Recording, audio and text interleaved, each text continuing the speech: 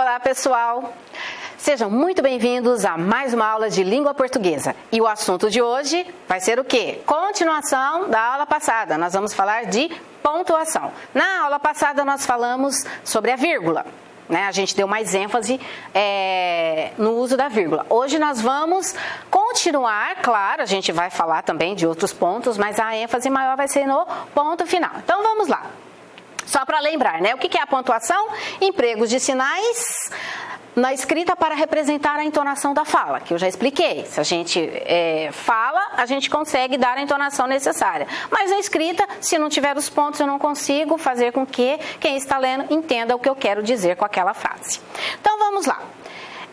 A vírgula e o vocativo. Me desculpe. Vamos continuar com a vírgula, depois a gente entra no ponto final, tá? Então vamos lá. A vírgula e o vocativo. Professora, o que será que vem a ser esse tal de vocativo, hein? A vírgula separa o quê? O vocativo. O que é o vocativo? É o termo usado por alguém quando esse alguém vai se dirigir ao seu interlocutor. Ou seja, é quando eu vou me dirigir a alguém com quem eu preciso falar. Então, toda vez que você chama por alguém, você está usando o termo vocativo, tá? Então, vamos ver no exemplo para a gente poder entender melhor isso. Olha lá. Mãe, quero ir ao banheiro. O que seria o vocativo aqui? A mãe. Por quê? Porque eu estou falando com ela. Eu estou chamando por ela. Então, esse termo, esse vocativo, ele precisa ser isolado do restante da frase pela vírgula. Ok? Então, vamos lá. Então, coloquei lá, mãe é o vocativo desta frasezinha aí. O vocativo pode estar no início, no meio ou no final da frase. Independente da posição que ele ocupar, necessariamente nós temos que isolá-lo por vírgula. Então vamos ver como é que fica isso. Olha só, no início da frase, igual eu expliquei para vocês. Mãe, quero ir ao parque porque preciso brincar. Então, ele está direcionando a mãe, né? Está conversando com ela e a chama. Esse termo é o vocativo. Mas vamos ver agora, e está no início da frase. Vamos ver agora quando a gente coloca no meio da frase. Olha lá. Quero ir ao parque, mãe. Olha o mãe aí de novo, o vocativo. Porque preciso brincar. Na terceira eu já coloquei a mãe lá no final, Primeiro no começo, depois no meio, depois no final. Mas em todas as situações, esse vocativo, ele precisa ser isolado pela vírgula, separado por vírgulas. Então, lá no terceiro, quero ir ao parque porque preciso brincar, mãe. Certo? Então, a mãe foi lá para o finalzinho da frase. Então, só para entender, mãe no início, vocativo, mãe no meio da frase, vocativo, e mãe no final, vocativo. Então, independe da posição em que esse termo vai ocupar. Se é no começo, se é no meio ou se é no final, em todos os casos nós vamos separá-lo por vírgula. Agora, vamos entrar na questão do ponto final. Junto com quem? Com a vírgula. Ponto final e vírgula e efeitos de sentido. Nós vamos analisar aqui os sentidos que o uso desses pontos vai dar ao texto escrito. Então, um dos sinais de pontuação mais usados é o ponto final, né? Como eu já expliquei para vocês. Ele assinala o fim de um período que contém uma afirmação. Indica uma pausa maior do que a vírgula. Então, vamos ver.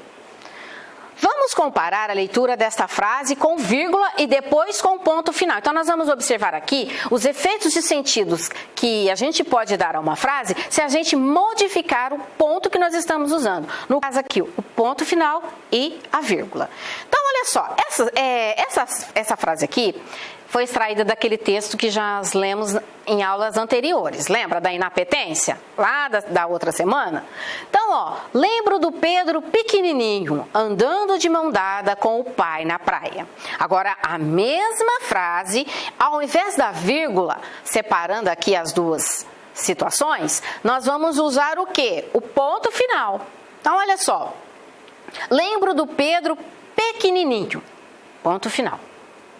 andando de mão dada com o pai na praia. Que efeito de sentido que a gente pode notar aqui, gente?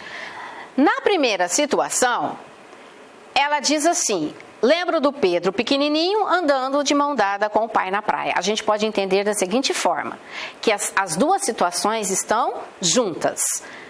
Ela está lembrando de quando o Pedro era pequeno e naquele pequenininho, junto com o pai, andando de mão dada com ele na praia. Então, ela está dando a seguinte informação, que eles estavam caminhando na praia e o Pedro era pequenininho naquela ocasião.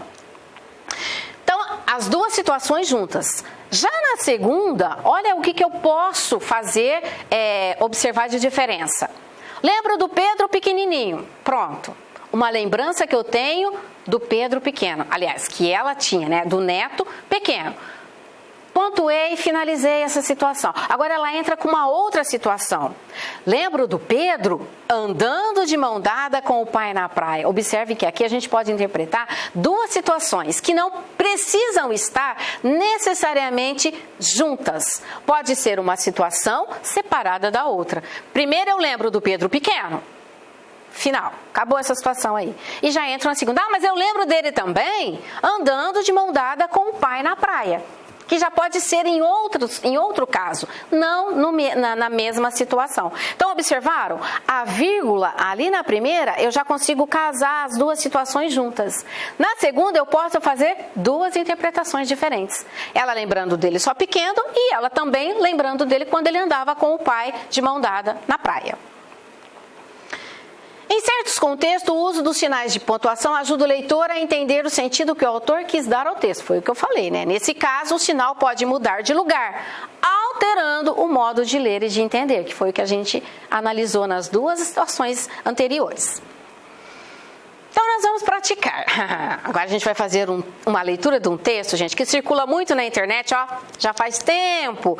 E justamente para mostrar para a gente a questão dos usos corretos dos pontos para que se entenda o que está escrito.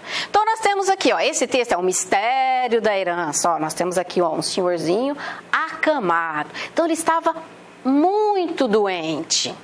Então, vamos lá. Um homem rico estava muito mal, agonizando. Dono de uma grande fortuna, não teve tempo de fazer o seu testamento. Lembrou, nos momentos finais, que precisava fazer isso. Já que ele tinha muitos bens, ele precisava deixar por escrito para quem ele ia deixar esses bens. Pediu, então, papel e caneta. Só que, com a ansiedade em que estava para deixar tudo resolvido, acabou complicando ainda mais a situação, pois deixou um testamento sem nenhuma pontuação. Então, ele escreveu tudo o que ele desejava, para quem que ele queria deixar os bens dele, porém ele não assinalou com pontos, ele não colocou os pontos nos devidos lugares. E aí foi a confusão geral. Ele escreveu assim: deixo meus bens à minha irmã, não a meu sobrinho, jamais será paga a conta do padeiro, nada dou aos pobres. Para quem que ele deixou essa herança, hein? Aí é que está a situação crítica da história. Morreu antes de fazer a pontuação. A quem deixava ele a fortuna? Eram 4 concorrentes: o sobrinho, a irmã, o padeiro e os pobres.